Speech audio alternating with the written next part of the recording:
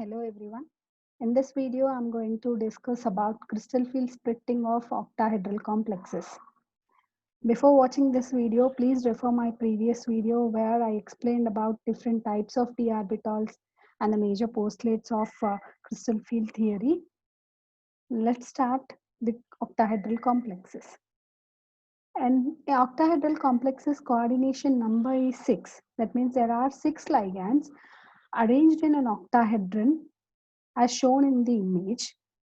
And if you can observe the direction of the ligands towards the metal, they are aligned along the metal d orbitals.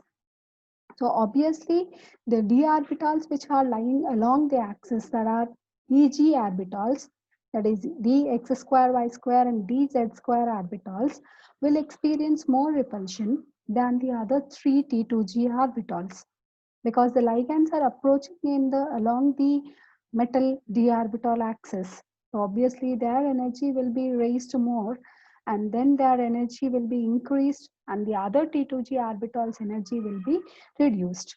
So that is the concept called crystal field splitting.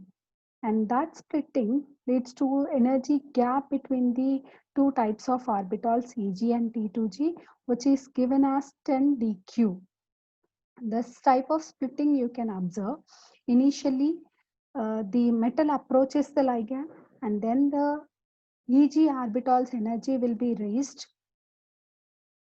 These are the dx square y square and dz square orbitals, and this is dxy, dyz, and xz. You can observe the images where they are in between the ligand approach. This represents the ligands, and these are the orbitals, and the ligand's direction is different from the orbital's direction. So obviously these three orbitals will experience rust repulsion, and then their energy is reduced by minus 0.4 delta O, or it can be represented as minus 4 dq, or else it can be even given as minus 2 by 5 delta O. And whereas the Eg orbitals, their direction is along the ligand's approach. So obviously the dx square y square and dz square orbitals will experience more repulsion, and their energy will be raised by plus 6 dq or plus 0.6 delta O, or it can be even given as plus 3 by 5 delta O. And generally this sound takes place in a single step, and it takes place in step by manner.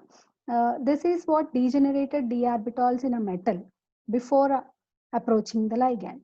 When the ligand approaches the metal, we consider a hypothetical condition where all the 5d orbitals in presence of ligands will experience same repulsion, and all the d orbitals energy will be raised equally above this level, and then they be depending on the approach of the ligand's direction, again they can split into T2G and Eg orbitals.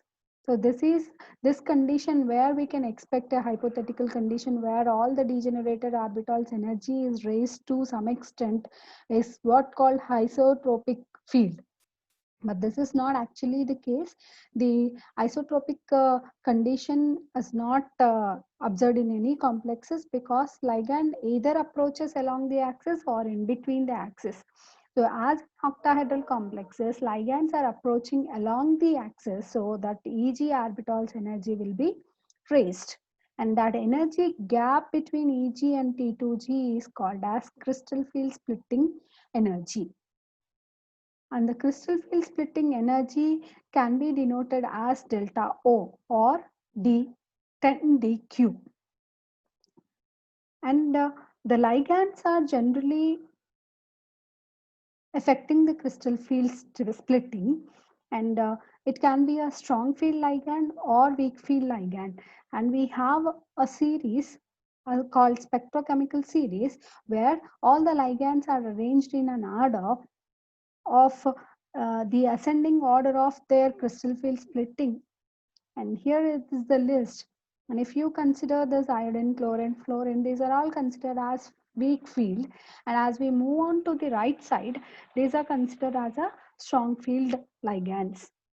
And depending on what type of ligand is approaching the metal, there will be a difference in the splitting energy, crystal field splitting energy. And if there is a weak field ligand in a complex, the splitting is smaller. And whereas the strong field ligand is there in a metal complex, obviously the splitting will be more. And to calculate the crystal field stabilization energy, we have a formula which is crystal field stabilization energy is equal to minus 0.4 into number of electrons of T2G plus 0.6 into number of electrons in Eg delta O. This is applicable for high spin complexes. Generally, the high spin complexes are the complexes which contains weak field ligands.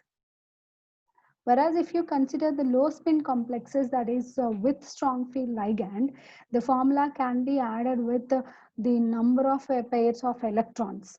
That is what the pairing energy is also considered. But as of now, we just ignore this pairing energy. We just take this formula which is common for high spin and low spin. Let's compare the energies of the same complex, same metal with different types of ligands, whether it is strong field and weak field. So if you take the system, the d orbital's electron number, it can vary from d1 to d10. If the electron is d1, there is a scope that the electron can initially enter into the lower energy level. So if you take a look at this picture, first electron will enter into these three. Once these three are filled, then there will be a question that fourth electron may enter into this orbital, or it can pair up into dxy. It just depends on whether the ligand is strong or weak. And pairing will take place when the strong field ligand is there in a complex. If the ligand is weak, then the electron can enter into this dxy, x square, y square. And once all the 5 electrons are filled, in case of weak field, then pairing will start. But in case of strong field, the pairing will start from the 4th electron onwards, so that the energy, crystal field stabilization energy is different from weak field to the strong field. Just look at this now. Up to 3rd electron, both will have the same energy. Here first electron 4 dq, and here also 4, and up to 3rd electron there will be no change because the lower energy orbitals are T2G and that will be filled. And when you talk about the 4th electron, in case of strong field ligand, pairing will take place. Whereas in case of weak field, the electron will enter into the Eg level. So obviously the energy will be reduced. And with the same formula, you can calculate and compare the energies. The energy will be different from 4th to 6th. 4th to even all the 10 electrons, but it exhibits energy crystal field stabilization energy difference based on the strong field and weak field. And another factor which affects is charge on the metal ion.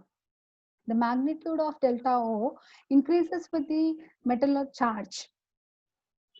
For example, first row transition metal atoms, if you consider, the delta O for metal complexes are roughly 50% larger than the value of M plus 2 complexes.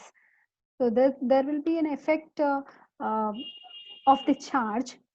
If M plus 3 is there, they will have roughly 50% larger than the M metal ion with plus 2 oxidation state. Thank you.